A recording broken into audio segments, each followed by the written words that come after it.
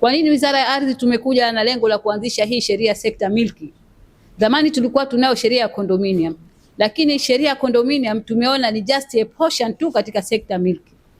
The way sekta milki inavyokuwa Zanzibar, tumeona kuna mikakati maalumu ya kutuweza sisi kuweza kama wadau tunaosimamia hii sekta milki ya kuweza kuanzisha hii sheria ambayo tutaweza kupambana nayo. Na sheria hii, katika mambo ambayo yataikabili katika sheria hii ni suala la utakatishaji fedha haramu na upambanaji wa silaha za kigaidi.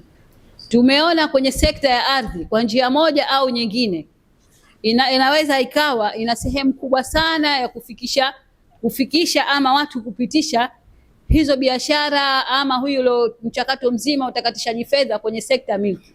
Kwa hiyo wizara imekuja hapa tayari na ripoti imeandaliwa na facilitators wetu, watatoa maoni yao ili muweze kutupa michango yetu juu ya kuimarisha hii sheria yetu.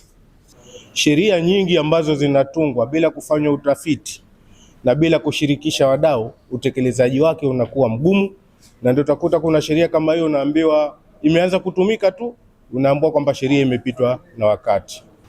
Agent na huwezi uka access market bila kupitia hawa agent. Kwa sheria yao imeweka mfumo mzuri kabisa kuweza kusimamia agent. Kwamba twende tukaangalie sera ya kilimo ya 2002 inazungumza nini na nini tunaweza tukaweka humu. Pia tunayo draft kwa sababu nayo tulifanyia review, draft haijapita, lakini kwa sababu ya maendeleo draft pia inaweza kutusaidia Zanzibar nzima, kwa sababu kitu kilikuwa hakipo na walianza kuandaa kama draft. Yes. Ili tuandae sheria ambayo itakuwa iko vizuri, tungezingatia House of Representative Standing Orders regulated. Yameshachukuliwa mashamba ambayo yamekuwa wakfu na taasisi za serikali kwa kuanzisha miradi tofauti bila taarifa zetu.